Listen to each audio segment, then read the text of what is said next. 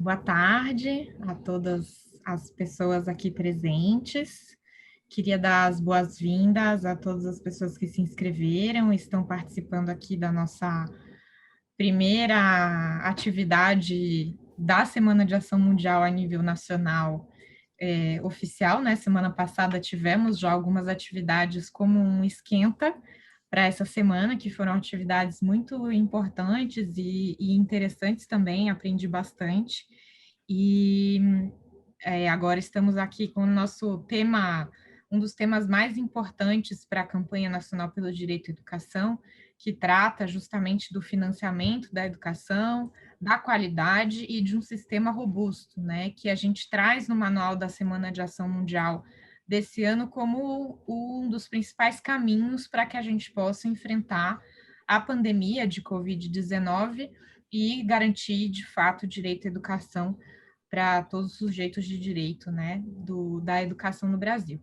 E a gente está aqui com o nosso convidado para a oficina, que é o professor Daniel Cara, que é professor da Faculdade de Oi. Educação da Universidade de São Paulo, e ele também é dirigente da campanha, integra nosso comitê diretivo, sendo também nosso ex-coordenador geral, que participou das lutas do custo aluno-qualidade do Fundeb, então, com certeza, tem muito a colaborar também sobre como a gente fez, né, todo o trabalho para que estivesse presente na lei e na Constituição esse mecanismo. Então, hoje a gente vai falar do Sistema Nacional de Educação, do Fundeb, o Fundo de Manutenção e Desenvolvimento da Educação Básica e de Valorização dos Profissionais de Educação, e do curso Aluno Qualidade, o CAC, que agora está na Constituição desde o ano passado, graças à incidência da sociedade civil, em especial da campanha nacional pelo direito à educação, na nossa mobilização, que tenho certeza várias de vocês que estão aqui participaram, né? A nossa hashtag Fundeb para valer é Fundeb com CAC. Então, queria dar as boas-vindas e já passar a palavra para o professor Daniel Cara, com você. Olá, pessoal, um prazer estar aqui com vocês. Peço desculpas que eu tive problema aqui na minha configuração, ela é toda tecnológica aqui, mas hoje deu um problema grave aqui.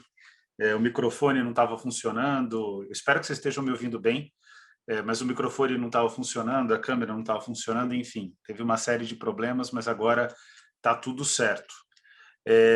Bom, é um prazer estar em mais uma Semana de Ação Mundial, é minha 18ª Semana de Ação Mundial, e sempre a campanha nacional pelo direito à educação, demonstrando especialmente nos últimos anos, a importância do Plano Nacional de Educação. E, de certa maneira, hoje a gente vai conversar sobre isso também, porque nós vamos falar sobre o federalismo, essencialmente, e no âmbito do federalismo, discutir concretamente as questões relativas ao Sistema Nacional de Educação, ao Fundeb, e também ao custo aluno-qualidade. O que é importante aqui da nossa conversa de hoje é reiterar que esse debate ele pode ser feito de diversas maneiras. E eu vou tentar apresentar para vocês uma maneira que é uma estratégia mais estrutural de encarar o problema, que é a estratégia de encarar o problema por meio, né, da interpretação federativa, ou seja, a gente vai estudar as questões da educação a partir da própria Constituição, da própria organização do Estado brasileiro. Para quem tem dúvida, né, sobre o que é o Estado é o corpo político administrativo, né, que governa, né, governa não, né, que estabelece o predomínio, né, e estabelece as possibilidades da realização de um governo dentro de um determinado território, no caso, a República Federativa do Brasil, instituída pela Constituição Federal de 1988. Eu fiz uma apresentação aqui. Renan, vou pedir aí sua ajuda, pedir desculpas à Paula, que está aí fazendo a nossa tradução. Eu posso apresentar da minha tela aqui ou você fez uma nova versão da apresentação em relação à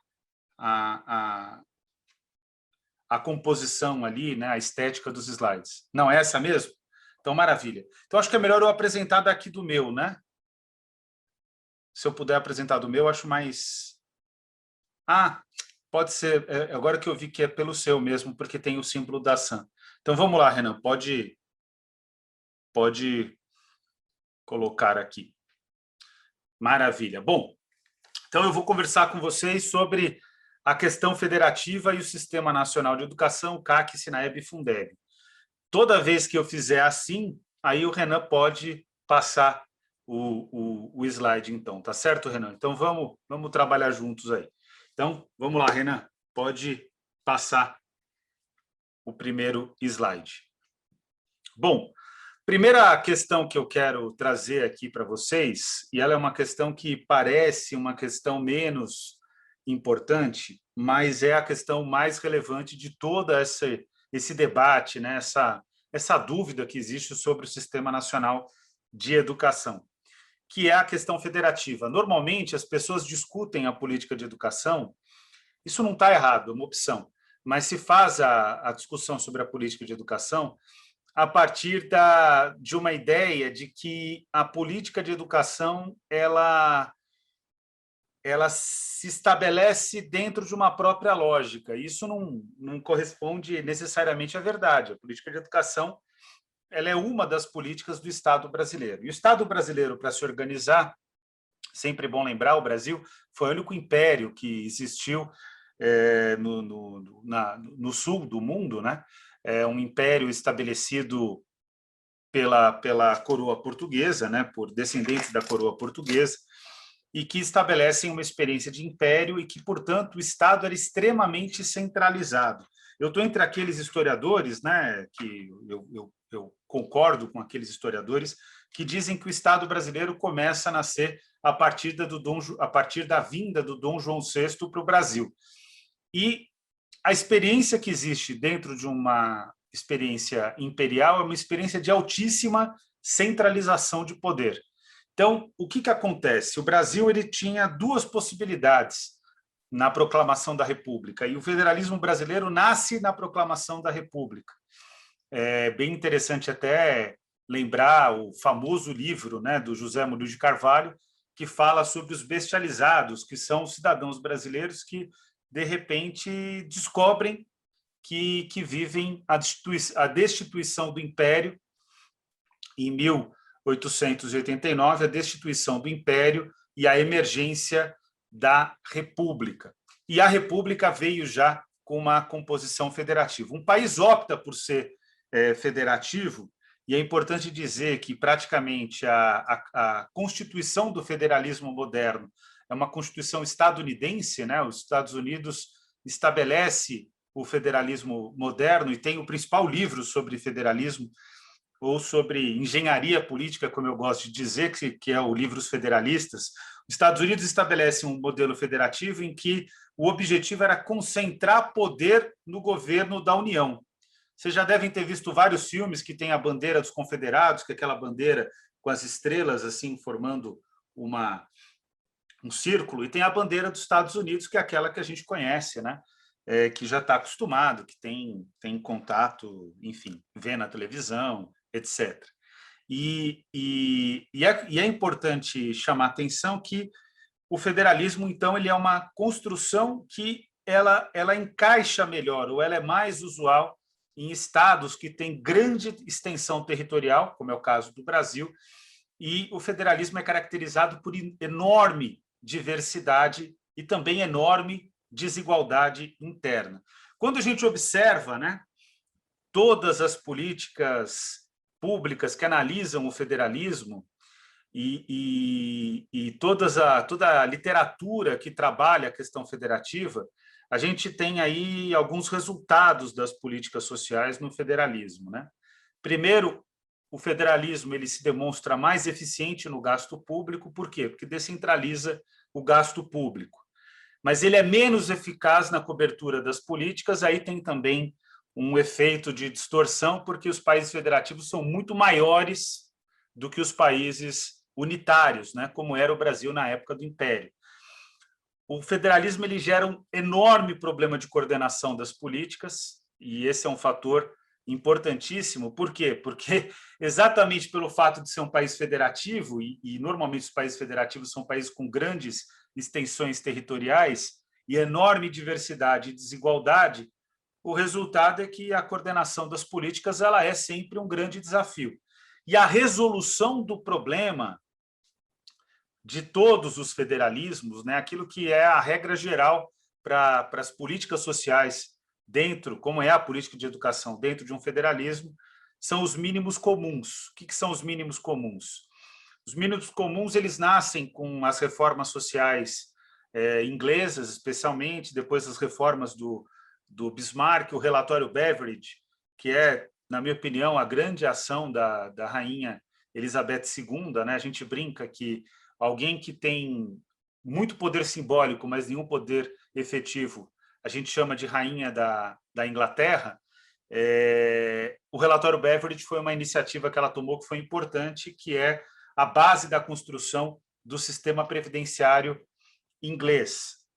E a ideia dos mínimos comuns também é o estado de bem-estar social. Qual é o mínimo comum da área da educação, por exemplo? O mínimo comum da área da educação é o piso nacional do magistério.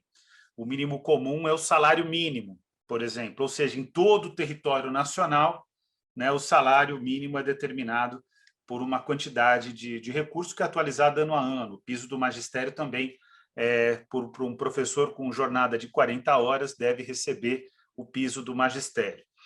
Então, o que é interessante observar dessa questão que nós trazemos aqui, né, é que a questão do Sistema Nacional de Educação, a questão do Fundeb, a questão do CAC, todas essas questões elas estão relacionadas exatamente à questão federativa. Renan, vamos em frente. Eu trago para vocês o que eu considero, né, divergindo de boa parte, aliás, de quase todos os autores da ciência política brasileira, eu trago para vocês uma imagem que sintetiza o federalismo brasileiro. Eu não sei se vocês conseguem ver meu cursor, mas vocês conseguem ver o cursor? Sim ou não? Alguém consegue responder? Sim. Ah, maravilha. Então, o que é importante dizer é que, normalmente, os autores vão dizer que o Brasil tem um federalismo centrípeto. Todo mundo deve ter visto isso na física, esse é um conceito normal e sempre trabalhado na física por volta do 7º ano, do 8º ano, do 9º ano do ensino fundamental e também no ensino médio. Então, compõe o conteúdo das áreas de ciências naturais, né, no nosso currículo. Normalmente se considera que o federalismo nos Estados Unidos ele é centrípeto, ou seja, as forças, né, elas tendem ao centro, que é o poder central. Então, a força do federalismo ela vai de fora para dentro. Né, os poderes subnacionais estão fora e eles se encontram, eles fortalecem, eles tendem a fortalecer o poder central, por isso que o federalismo americano é centrípeto. E os autores brasileiros, especialmente os autores mais recentes, vão dizer que o federalismo brasileiro é centrífugo. O que significa isso? O poder central ele transfere responsabilidades para os poderes subnacionais. Então, aqui ele concentra poder, aqui ele distribui poder. Na minha opinião, essa é uma leitura equivocada, porque se for analisar desde o maior clássico da ciência política brasileira, né, o chão treme quando falo o nome dele, Vitor Nunes Leal, um grande autor, importantíssimo na história do pensamento social e político brasileiro. Vitor Nunes Leal, que chegou ao Supremo Tribunal Federal e fez um dos livros mais importantes, o maior clássico, na minha opinião, da ciência política brasileira, que é Coronelismo, Enxada e Voto. O próprio Vitor Nunes Leal, ele constrói aquilo, ele começa a construir aquilo que se concretiza no argumento que eu trago para a interpretação federativa, que o federalismo brasileiro, ele na verdade, ele tem dois sentidos. Ele é concentrador de poder na arrecadação, a União concentra o poder, então ele é centrípeto na arrecadação e ele é centrífugo nas responsabilidades. Ou seja, na arrecadação, a União é a grande atriz do processo arrecadatório. Né? O que é a União? A União, como diz a própria Constituição Federal, o governo da União é o governo que é estabelecido pela união indissolúvel, artigo 1º da Constituição Federal. União indissolúvel dos estados, do Distrito Federal e dos municípios, né? E então, na arrecadação, a União concentra poder. E nas responsabilidades, inclusive sociais, ela distribui poder, sem distribuir, consequentemente, o recurso necessário para executar as responsabilidades. E aqui está o principal problema concreto da não realização até o momento.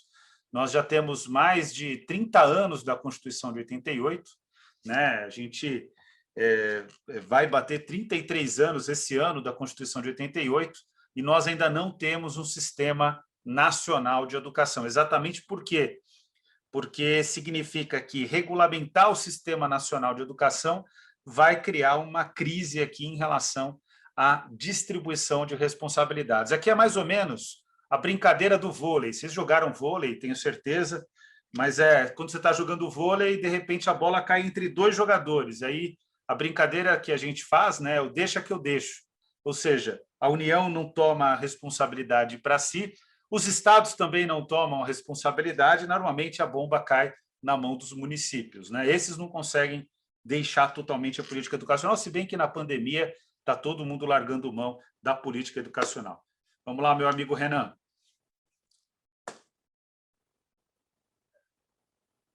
Muito bem. Bom, eu vou utilizar aqui um termo que ficou consagrado pela professora Gilda, da Universidade Federal do Espírito Santo, que é a ideia de que o federalismo brasileiro ele é tridimensional. Por que ele é tridimensional? Porque o federalismo brasileiro é um dos poucos no mundo que é composto pela união indissolúvel dos estados e também dos municípios. O município faz parte do Pacto Federativo. E o federalismo brasileiro é horizontal. Pouca gente sabe, mas a reivindicação do município dentro do Pacto Federativo é uma reivindicação do Anísio Teixeira e também do Victor Nunes Leal. Né? Num determinado momento, os dois, em espaços distintos, fazem essa defesa. Então, vamos lá, vamos falar sobre a mãe de todas as leis, né? A lei maior, a Constituição Federal, é aquela que estabelece, né, segundo o preâmbulo da Constituição brasileira. Aliás, aqui só um parênteses, se vocês quiserem ler um preâmbulo bonito, vale a pena ler o preâmbulo da Constituição boliviana, que é a própria cosmologia andina da criação do mundo. Então, olha só, a Constituição boliviana, ela primeiro fala sobre a criação do mundo, com forte referência em Pachamama, né, na deusa terra, né, na deusa criadora, na deusa da fertilidade, e aí depois estabelece o próprio Estado boliviano. Né? Não é à toa que na Bolívia foi tentado um golpe, o golpe refluiu, porque aquilo faz parte de fato, né? A questão política faz parte de fato da própria estruturação do Estado boliviano. E olha só, falando do Brasil, né, na nossa Constituição de 88, uma das mais precisas do mundo, quero dizer para vocês que a gente tem que ter isso claro, o Brasil vive em estado de constitucionalização permanente. Por quê? Porque nós temos agora 109 emendas à Constituição, ou seja, em 32 anos, ainda não completou 33 anos de Constituição Federal, nós temos mais emendas à Constituição mais do que o dobro de emendas à Constituição do que anos de vida da própria Constituição Federal. O resultado disso é que a Constituição ela é um organismo vivo. Tem pessoas que consideram isso um defeito, eu considero isso uma característica, não vou dizer também que é uma qualidade, é uma característica do sistema político brasileiro, não vou entrar exatamente nesse termo, mas a Constituição, as reformas constitucionais servem para fortalecer direitos, como emenda à Constituição 108 de 2020, que foi a última que foi aprovada na área de educação, a do novo e permanente Fundeb, ou servem para conter os direitos, como a emenda à Constituição 95 de 2016. O fato, né, a gente tem que lidar com o fato, como ele está determinado na Constituição nesse momento, é que a Constituição vai determinar, falando sobre federalismo, Sistema Nacional de Educação, que no artigo 6º os direitos sociais e coloca a educação como primeiro direito social listado, graças ao trabalho do gigante chamado Florestan Fernandes, maior sociólogo da história desse país, com muita honra, professor emérito, quase professor fundador, hein, em relação à importância que a universidade tem, da Universidade de São Paulo, o espírito concreto da Universidade de São Paulo, após a missão francesa, que ele foi aluno da missão francesa, estabelecido nas ciências humanas por esse gigante chamado Florestan Fernandes, que o Brasil teve sorte, agora que a gente está cheio de parlamentar lacrador, né, quase na direita e na esquerda, né, parlamentar que fica mais em rede social do que trabalhando, Florestan Fernandes foi um ponto fora da curva, ele foi um enorme constituinte, né? Na época dele não tinha as redes sociais, mas também tinha muitos parlamentares que trabalhavam menos do que o necessário, né? Isso é importante dizer, o parlamentar tem que saber exercer mandato, tem que trabalhar, tem que atuar em favor do povo brasileiro no exercício do mandato e menos nas redes sociais. Parece que a rede social agora é equivalente ao plenário da Câmara e do Senado, mas nas redes sociais não se define nada. Bom, então, no artigo 6º, graças ao Florestan Fernandes, é determinado que o direito à educação é o primeiro direito listado, como vocês podem perceber, a ordem não é alfabética, isso significa não que a educação é mais importante do que os outros direitos, mas ela é considerada um direito que abre porta para os demais direitos, e essa é uma atuação do próprio Florestan Fernandes. No artigo 22 começa a ficar clara a questão da educação, né? No artigo 22 é dito que compete privativamente à União legislar sobre diretrizes e bases da educação nacional. Muito bem, muitas pessoas não compreendem esse aspecto aqui, mas isso é bastante lógico. Por que a União deve ser a única, né, privativa, a única a fazer a legislação sobre a educação nacional em relação às diretrizes e bases da educação nacional? Que, em que pese diversidade regional, a diversidade estadual, todas as diferenças que existem num país gigante como o Brasil, o fato é que o direito à educação ele é um direito nacional, é um atributo nacional de cidadania. Não existe o cidadão paulista, o cidadão alagoano, que eu estou vendo a Edna aqui na minha tela, não existe o cidadão gaúcho, né? Não existe o cidadão de um estado da federação. O cidadão ele é o cidadão do Estado brasileiro, não de uma unidade da federação. A cidadania é brasileira, o passaporte é brasileiro. Então, deve caber à União, e isso está precisamente colocado na Constituição, a competência privativa para determinar as diretrizes e bases da educação nacional. Renan?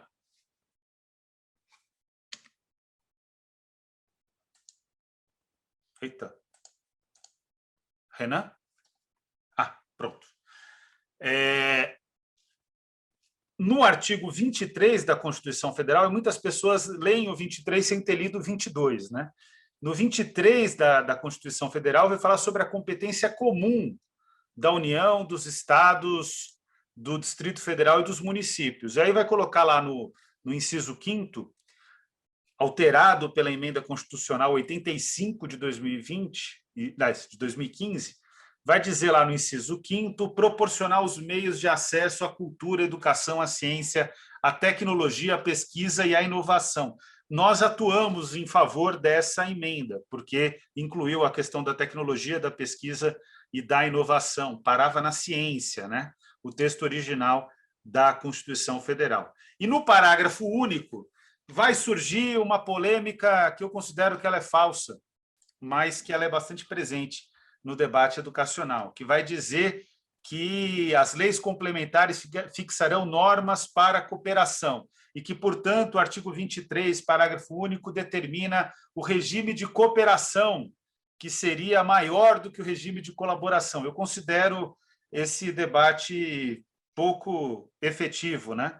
É um debate que é muito mais uma filigrana. O regime de colaboração, que a gente vai ver no próximo slide, ele é a forma como se dá a cooperação federativa na área da educação. O que é importante registrar aqui é que são leis complementares, isso aqui é a emenda do Fundeb, tá, gente? É a emenda constitucional do Fundeb que coloca tudo no plural, que são leis complementares que fixarão as normas para a cooperação entre a União, os estados, Distrito Federal e os municípios. Ou seja, o Sistema Nacional de Educação ele tem que regulamentar exatamente essas normas para a cooperação em relação ao quê? Aos meios de acesso à cultura, à educação, à ciência, à tecnologia, à pesquisa e inovação, mais especificamente em relação à própria educação. Pode passar?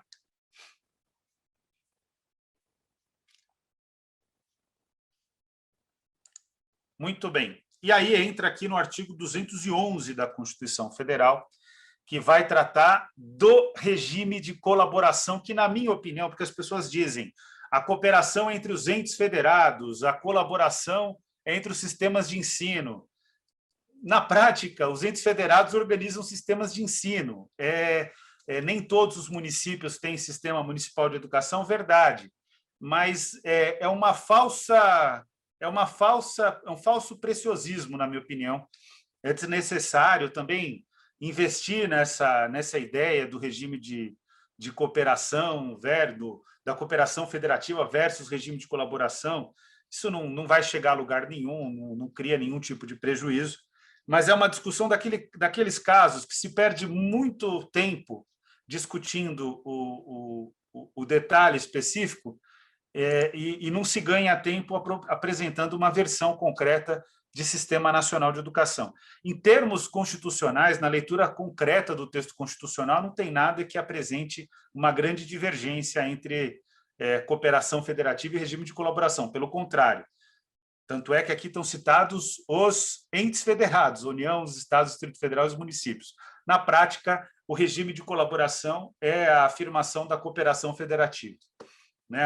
Os próprios constituintes poderiam ter colocado regime de cooperação ao invés de colaboração. Bom, o que é importante dizer aqui no artigo 211? Esse artigo que vai dizer qual a responsabilidade de cada um.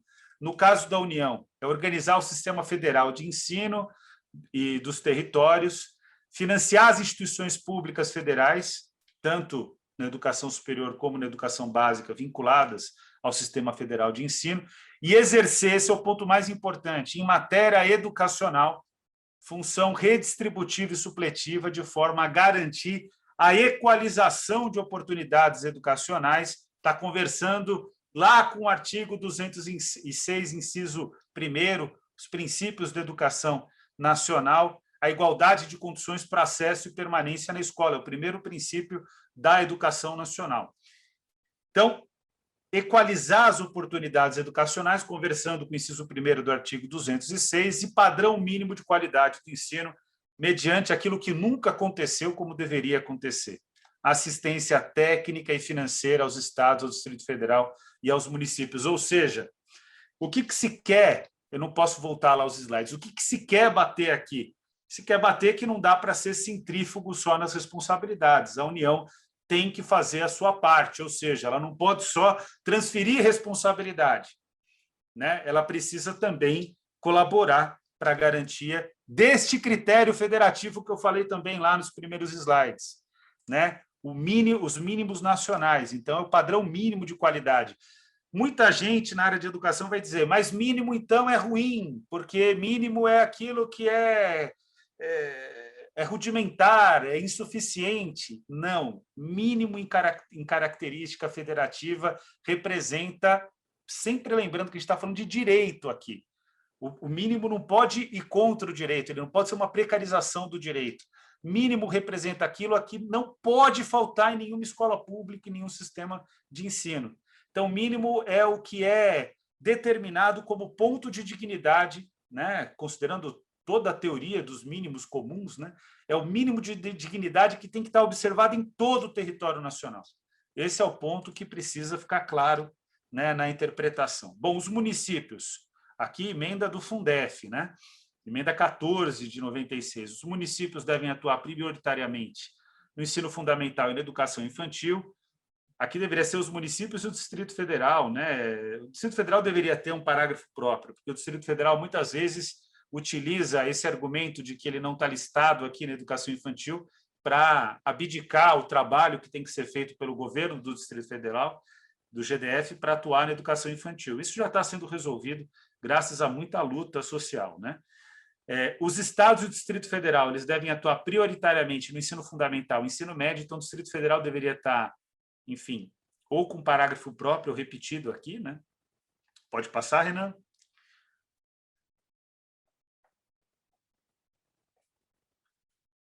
No parágrafo 4º, é determinado que a organização dos sistemas de ensino, a organização dos sistemas de ensino, a União, os estados, o Distrito Federal, os municípios, na organização do sistema de ensino, definirão formas de colaboração. Isso aqui é texto novo da Emenda Constitucional 108 de 2020, de forma a assegurar a universalização, a qualidade e a equidade do ensino obrigatório. Ensino obrigatório, qual é? Dos 4 aos 17 anos, né? Nesse sentido, faltou aqui uma menção à questão da creche, o que é compreensível, mas gera muitos problemas posteriores. Na emenda do Fundeb, a educação básica pública atenderá prioritariamente ao ensino regular. Emenda do Fundeb, 53 de 2006, do primeiro Fundeb. Parágrafo 6º. A União, os estados, o Distrito Federal e os municípios exercerão ação redistributiva em relação às suas escolas. Então, está reiterando a importância de colocar foco, né, na redistribuição de recursos para as escolas. Existe uma desigualdade entre escolas em cada uma das redes públicas dos entes federados. Também, emenda 108. E a grande conquista da emenda 108, o chão vai tremer agora, é o custo aluno-qualidade, que está no parágrafo 7º. Olha só, hein? Esse texto podia chamar parágrafo Campanha Nacional pelo Direito à Educação. Não ficou exatamente do jeito que a gente queria, mas ele corresponde à nossa luta. Padrão mínimo de qualidade, que trata o parágrafo 1º, que é o do padrão mínimo de qualidade de responsabilidade da União.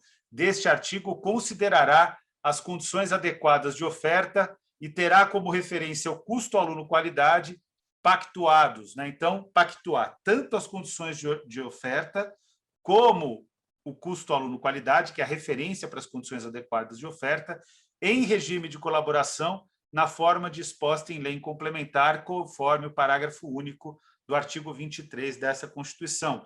Então, vai dizer que é no parágrafo único do artigo 23 que vai se regulamentar essa matéria. Podia ser dito aqui, como é colocado no PNE, com muito mais precisão, artigo 23 e também o artigo 211, parágrafo 1º, que está citado aqui no início. Vocês percebem o quanto é uma tensão desnecessária ficar discutindo que cooperação federativa é artigo 23, regime de colaboração é 211? Não faz sentido, né? Não faz sentido, mas tudo bem, também o debate não prejudica o andamento da matéria.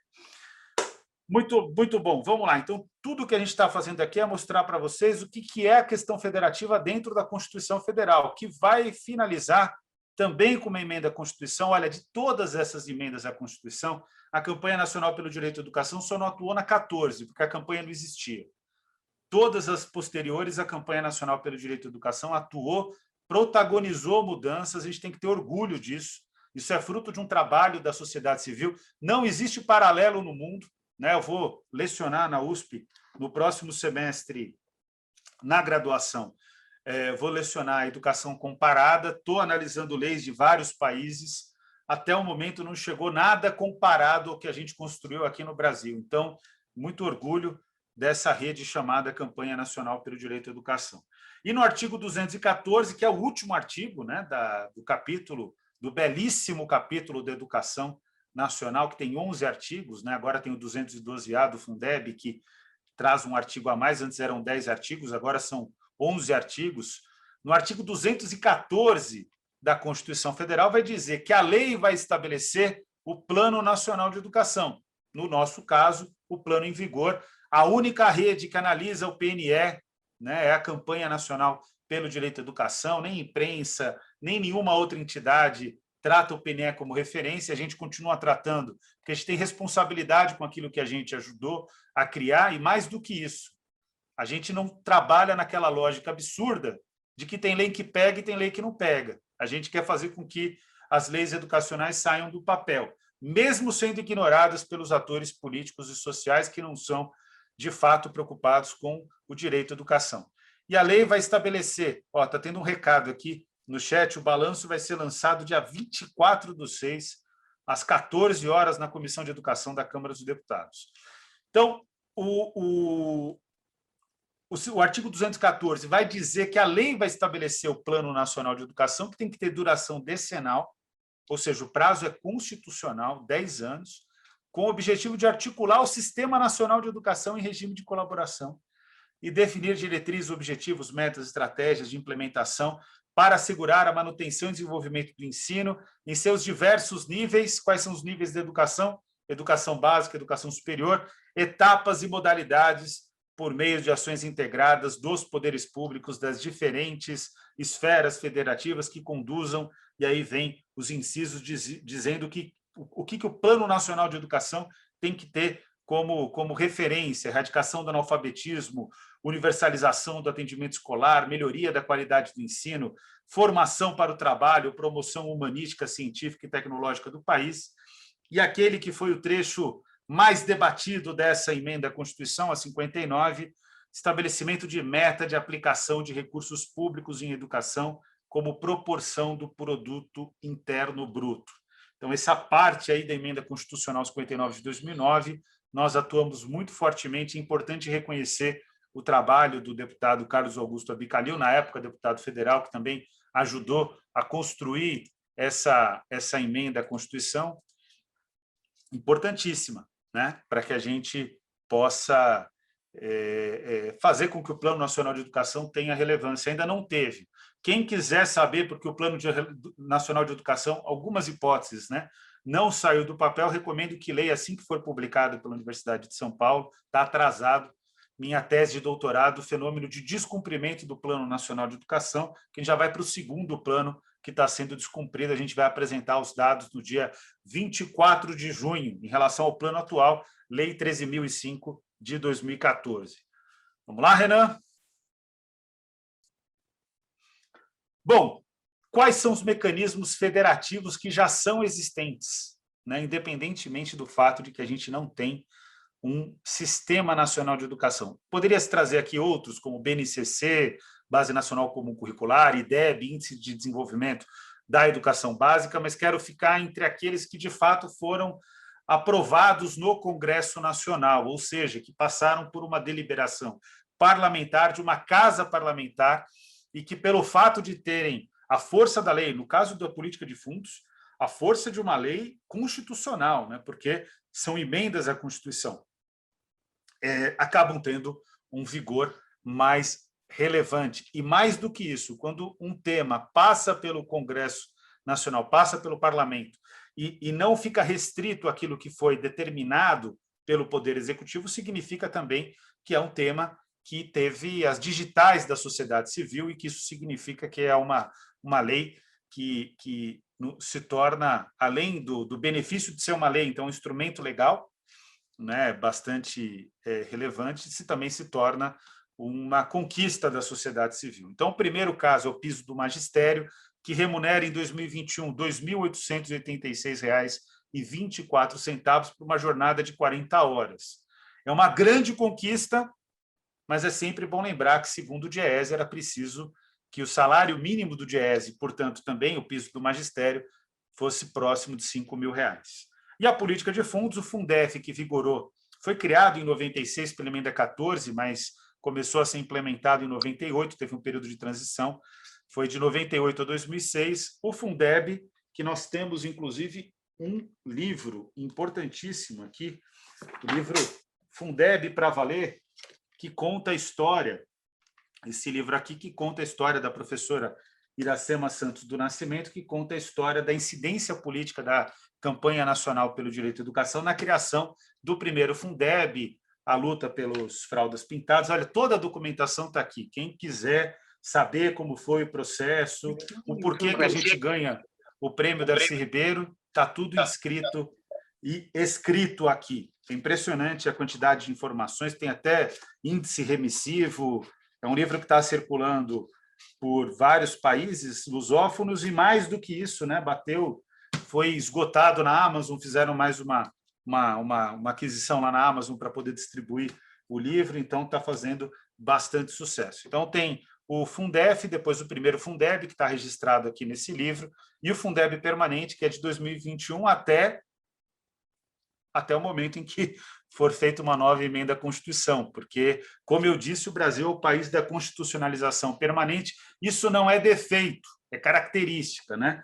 Quem quiser saber sobre a constitucionalização permanente, vale a pena ler Ó, o livro é ruim, tá? Eu vou ser sincero com vocês, mas só tem uma coisa que vale a pena, que vocês não vão conseguir ver aqui, que minha câmera não tem também tanta definição aqui. É o primeiro artigo do livro, que é 1988 a 2018, 30 anos de constitucionalização permanente, do Rogério Arantes e do meu amigo corintiano Cláudio Couto. O Rogério é meu colega da USP, o Cláudio foi também meu colega da USP, né? Na verdade, foi meu veterano. Não chegou a ser meu veterano, porque ele é bem mais velho do que eu, mas ele se considera meu veterano. Hoje é professor da FGV. Então, eles escrevem esse artigo que conta a história do porquê que a constitucionalização é permanente. Ou seja, há a possibilidade de sempre alterar a Constituição, desde que não altere a cláusula pétrea. Cláusula pétrea é aquilo que não pode alterar, né, que é o núcleo duro do pacto constitucional. Pode ser que a gente consiga vencer no futuro aí a emenda constitucional 95 de 2016. Essa é a nossa luta e esse é o nosso desejo. Meu amigo Renan? Bom, aqui, não sei se a professora Catarina de Almeida Santos está presente aqui na sala. Deixa eu ver se ela está aqui presente. Não dá para ler, é muita gente. Então, não sei se ela está presente na sala, mas aqui é fazer aqui um reconhecimento da minha luta e da Catarina, né? A gente é completamente defensor, né, do trabalho. Nós reconhecemos o trabalho do Anísio Teixeira, que no ano passado completou 120 anos, e o Brasil é esse país sem memória, né? Porque, olha, a gente teve 12 de julho, Anísio Teixeira, logo na sequência, 100 anos de Florestan Fernandes, logo na sequência, 100 anos de Celso Furtado. E não teve nenhuma comemoração. A gente vai completar 100 anos de Paulo Freire dia 19 de setembro. Espero que isso não se repita em relação ao Paulo Freire. Mas o fato é que a política de fundos e o próprio Sistema Nacional de Educação é uma demanda do Anísio Teixeira, liderada pelo Anísio Teixeira. O Sistema Nacional de Educação é logo a abertura do Manifesto dos Pioneiros da Educação Nova, e no livro Educação é um Direito, no conjunto de artigos do Educação é um Direito, ele determina as bases para o CAC e para o Fundeb vinculados, né? Por que eles são vinculados? Porque o Anísio Teixeira pensa como a gente, quando a gente defende o CAC, que a lógica da política de fundos tem que ser para garantir o quê?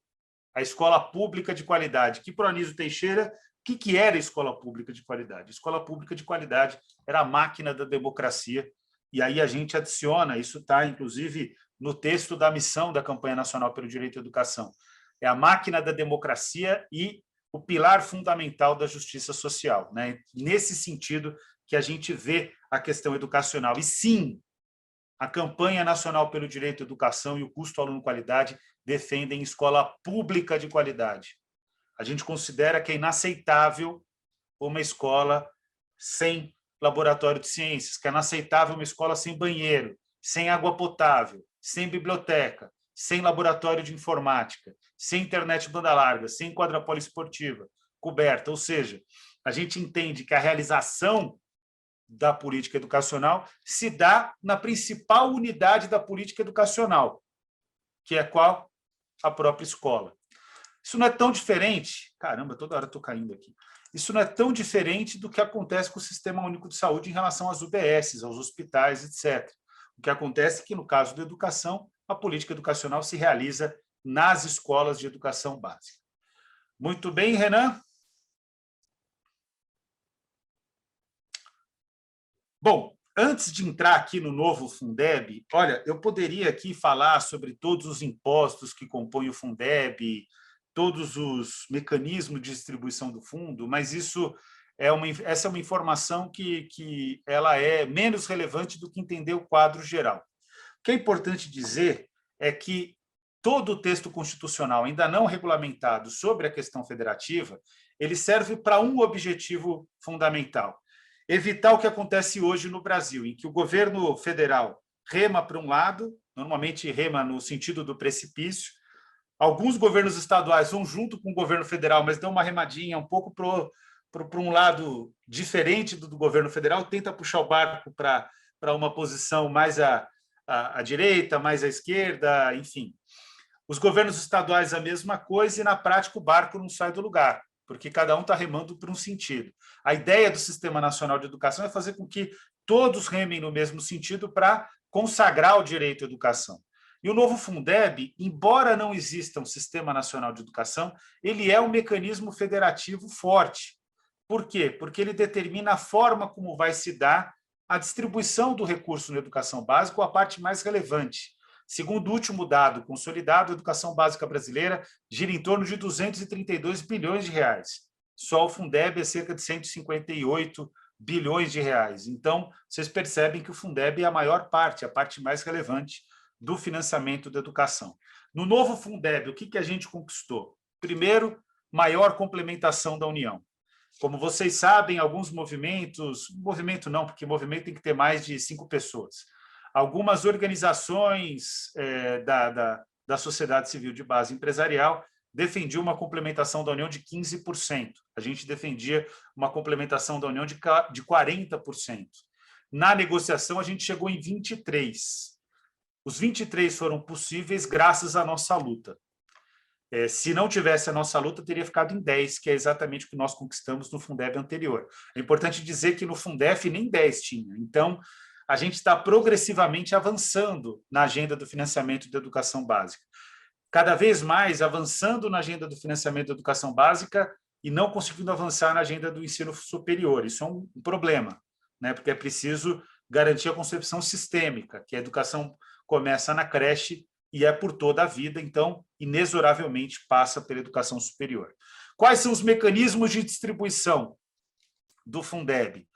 O VAF, que é o Valor Aluno Ano Fundeb, que é a tradição que vai distribuir esses 158 bilhões de reais da mesma metodologia que existe desde o Fundef, né, que é a distribuição de recursos por 27 fundos estaduais e 26 fundos estaduais e um fundo distrital, e que se distribui conforme a declaração de matrículas de cada ente federado daquele estado em específico. Então, no caso de São Paulo, o governo de São Paulo e os municípios que compreendem o território de São Paulo, o recurso vai ser distribuído para esses entes federados conforme o número de matrículas, considerando que algumas matrículas custam mais do que outras. Então, é o mesmo mecanismo.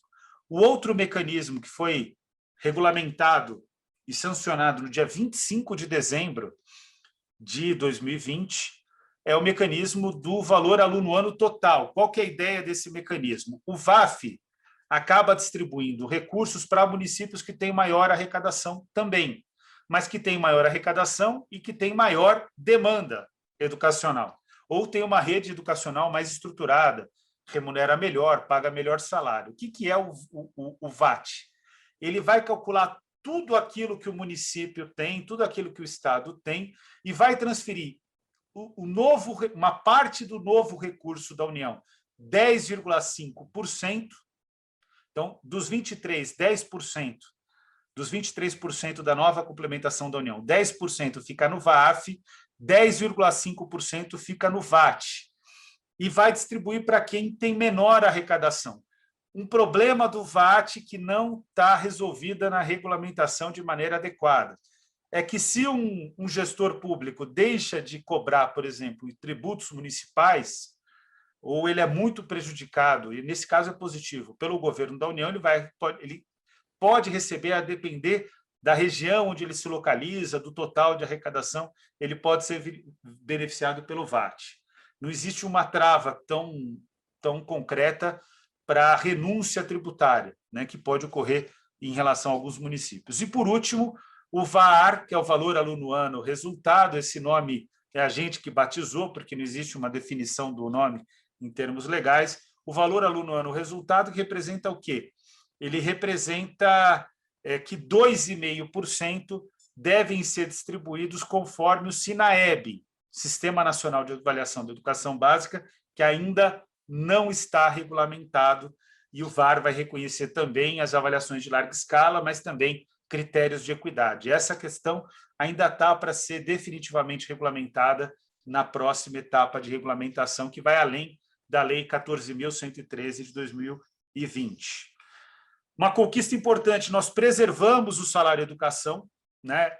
Existia uma pressão para acabar com o salário educação, colocando ele dentro da complementação da União. O salário educação, segundo o estudo da FINEDUC, Associação Nacional de Pesquisa em Financiamento da Educação, ele corresponde ao equivalente a 5% do Fundeb. Então, se você incorpora na complementação da União Salário e Educação, o dinheiro novo para a educação seria menor. A gente precisa de dinheiro novo. A gente conseguiu preservar o salário e educação, então os 23% de complementação da União não interferem no salário e educação. Para que serve o salário e educação hoje? Livro didático, nos estados e municípios, uniforme escolar, transporte escolar e também alimentação escolar. É a base fundamental de financiamento do PNAE. Uma questão polêmica do novo Fundeb é a ampliação dos profissionais da educação que são beneficiados. Isso é interessante, mas, ao mesmo tempo, teve um alargamento do conceito de profissionais da educação. Foram incluídos psicólogos e assistentes sociais. Isso é polêmico porque o volume de recursos da educação é insuficiente para pagar bons salários. Quanto mais profissionais entrarem, pior. Só que agora 70% dos recursos do Fundeb devem ser, no mínimo, investidos na remuneração dos profissionais da educação. E outra questão que foi uma grande conquista, foi pautada aí na nossa luta, tanto técnica como política, nas redes sociais, com a hashtag Fundeb é Público, a determinação e a preservação do princípio de que o dinheiro público, está errado aqui, depois tem que corrigir, dinheiro público para a escola pública no ensino fundamental e no ensino médio. Os conveniamentos estão permitidos na educação infantil, na educação especial e na educação no campo. Mas no ensino fundamental e ensino médio, caso esse princípio não tivesse sido preservado, o resultado é que nós perderíamos cerca de 14 bilhões de reais, né, para estabelecimentos confessionais e filantrópicos, e mais 16 bilhões de reais e mais meio bilhão de reais para o Sistema S, e a gente conseguiu travar essa aprovação. Vamos lá, meu amigo Renan. Vamos, que o som não pode parar, como diria um Thaís de DJ1. Bom, o CAC. Falar rapidamente o que é o CAC, né?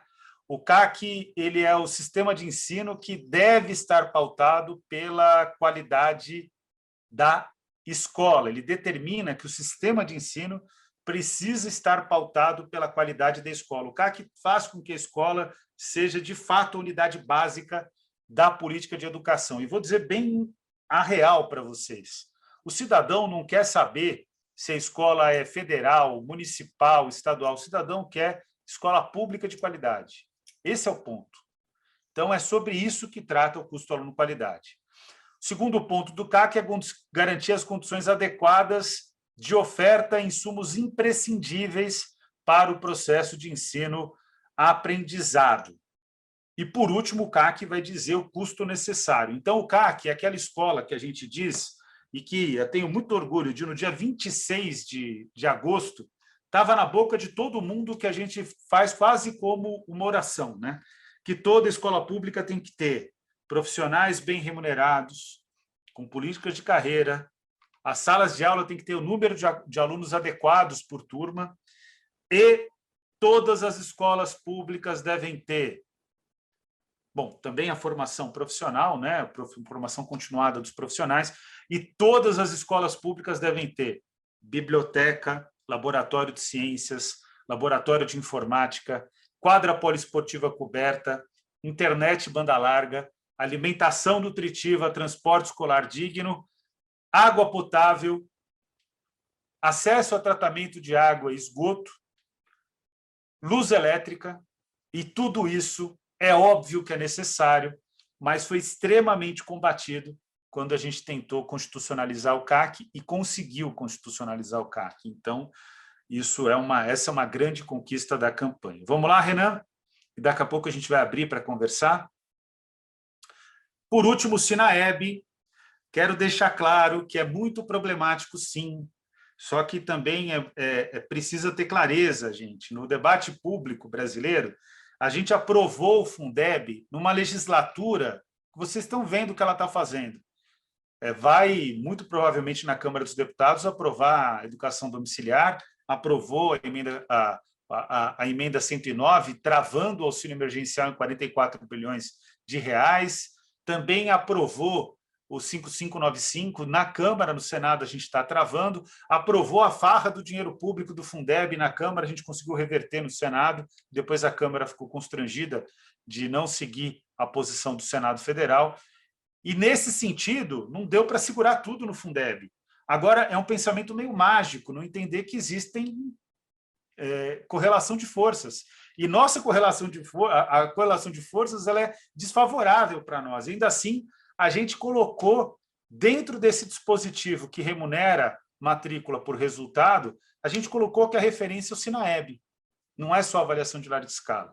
E o que é o SINAEB? O SINAEB é o Sistema Nacional de Avaliação da Educação Básica, artigo 11 do Plano Nacional de Educação.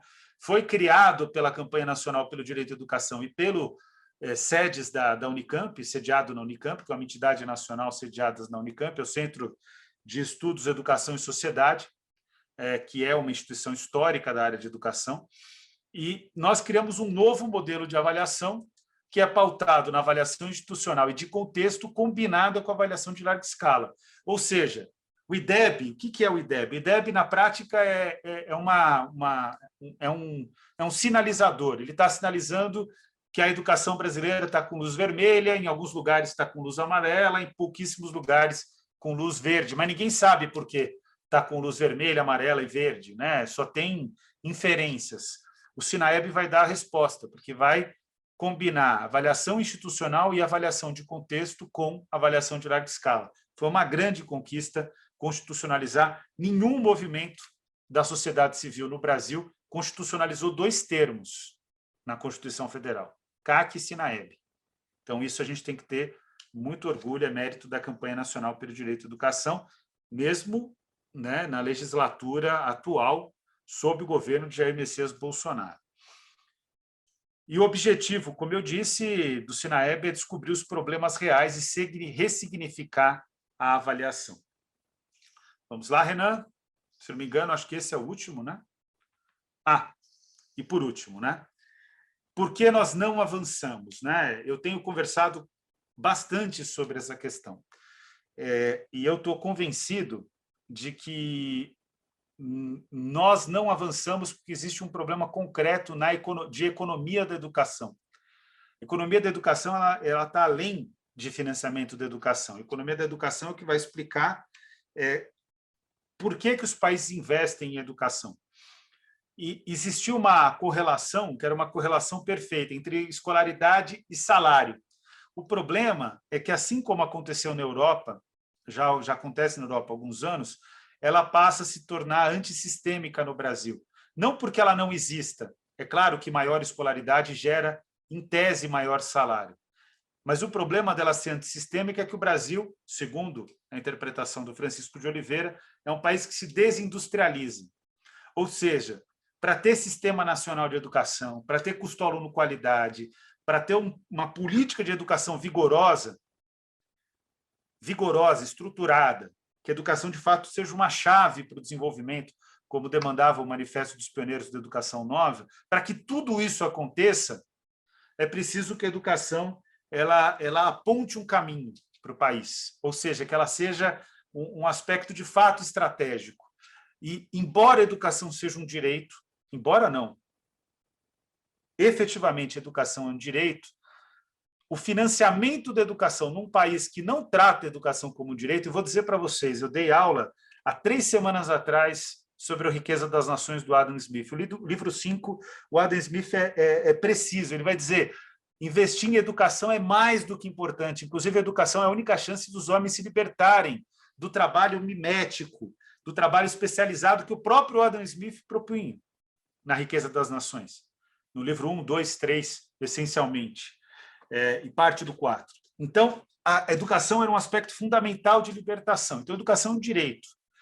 Mas, concretamente, para que esse direito se realize num país que vem com uma experiência escravocrata, que determina as relações sociais, num país que parte significativa da burguesia tem ódio, quase toda a burguesia tem ódio do restante da população e considera que o restante da população, que somos nós, somos cidadãos de segunda categoria, somos subcidadãos, como diria o José Múlio de Carvalho, o Lúcio Kovarik, vários autores, o próprio Francisco de Oliveira, no momento em que a gente abdica, no governo essencialmente no governo Temer, mas o abandono da política de industrialização é anterior, remonta à década de 80, né, e nunca foi revertido de fato, concretamente, em toda a sua potencialidade, em que pese bons momentos dos governos Lula e Dilma. Considerando esse cenário e o fato de que não se respeita a ideia da educação como direito, a educação passa a ser completamente antissistêmica. Porque o que é a Base Nacional Comum Curricular e a reforma do ensino médio?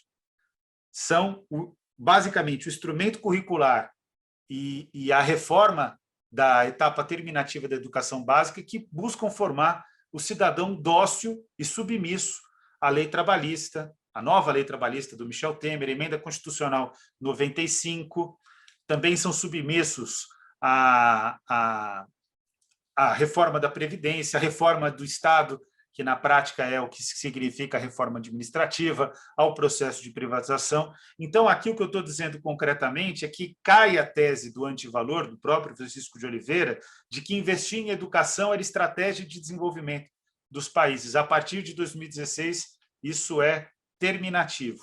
E pode passar o próximo slide, Renan.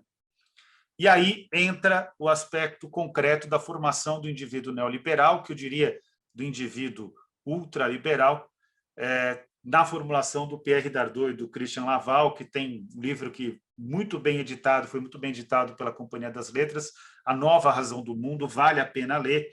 E para quem quiser ter uma síntese dessa ideia de maneira mais direta e assertiva, Educação contra a Barbárie, o livro que mais se vende na área de educação, tenho orgulho de escrever o primeiro artigo contra a barbárie e o direito à educação. Boa parte do que eu estou trazendo aqui está inscrito nesse livro, inclusive a explicação, porque as 3 políticas de educação básica bolsonaristas, né, a escola sem partido, escola cívico-militar e a escola e a educação domiciliar, por que elas são sistêmicas para o ultraliberalismo, por que elas convergem com o ultraliberalismo, as 3 políticas ultra-reacionárias. Nesse sentido, pessoal, vocês têm que ter clareza disso. Eu sei que tem muita gente na área de educação que são analistas, eles não têm obrigação de compreender a nossa luta militante, mas que vão torcer o nariz para a gente e vão dizer assim, mas a vitória do Fundeb é parcial, mas a vitória do Fundeb foi menor, não dá para comemorar, a vitória do Fundeb é antissistêmica. Por mais que dentro do Fundeb existam problemas na emenda à Constituição, porque nem em parlamentos revolucionários os projetos são revolucionários, são aprovados de maneira revolucionária e tem um conteúdo revolucionário. A política ela não é feita só entre nós, ela é feita no mundo e conforme as regras do mundo, infelizmente. Então, a vitória do Fundeb foi uma vitória antissistêmica. Isso tem que ter clareza, não dá para diminuir, né? E eu entendo os analistas, mas fazer análise do gabinete de uma universidade, vou dizer para vocês que hoje eu sou professor universitário, é fácil. E é extremamente sedutor. Você fala sobre o mundo sem precisar, de fato, encarar o mundo. E a grande qualidade de quem faz política é que encara o mundo. Inclusive, era importante que mais intelectuais fizessem política. Vamos lá agora para a última, eu acho, não sei se essa é a última. Essa é a última, Renan? Essa é a última. Então, o que eu quero dizer aqui para vocês, para concluir, é que mais importante do que entender os detalhes de cada política é entender a linha geral do problema federativo e do porquê que nós não conseguimos realizar concretamente o direito à educação. E o problema estrutural está posto efetivamente no fato de que a educação, a ciência, a tecnologia e a inovação, inclusive, a própria pesquisa aplicada, elas passam a ser antissistêmicas num país que abdica do processo de industrialização. Então quer dizer que o Brasil a burguesia brasileira abandonou o país? Não. A burguesia brasileira investe dos 2 mecanismos que ela tem tido resultado. Agronegócio, desmatando a Amazônia, e até com fronteiras tecnológicas sendo rompidas graças ao excelente trabalho da Embrapa e também e outros organismos, né? O próprio MST é um revolucionário no bom uso da terra, né? Ainda que não seja na linha do agronegócio, ainda bem, né? O maior movimento social do mundo, né? É importante se frisar isso. Mas, além disso, a especulação no mercado financeiro que cria bolhas, né? Uma hora essa bolha estoura para prejuízo de todos nós, porque o prejuízo sempre é assim. Para finalizar, o prejuízo ele é concretamente socializado e o benefício é totalmente individualizado no Brasil. 200 famílias, na prática, são beneficiadas pela política econômica atual em detrimento de 200 milhões de pessoas. Então é isso, um prazer aqui conversar com vocês e viva a Semana de Ação Mundial e a campanha nacional pelo direito à educação. Obrigada, Daniel. Foi uma grande aula aqui para todos nós que estamos aqui presentes. É muito interessante ver a interligação entre essas políticas, né? Então, o sentido também que elas fazem entre elas. E queria deixar aqui registrado o agradecimento de toda a rede da campanha, pela sua participação mais uma vez, né, na 18ª Semana de Ação Mundial sua e da Semana de Ação Mundial. Então, Daniel, recordista, participou de todas as Semanas de Ação Mundial no Brasil que aconteceram, e a gente vai encerrar essa parte expositiva agora, então queria deixar aqui esse agradecimento e deixar o contato da campanha, coordenação@campanhaeducação.org.br, sem cedilha e sem tio, para todas as pessoas que assistirem no vídeo do YouTube, que a gente vai deixar disponível até aqui. Muito obrigada, e a gente fica à disposição.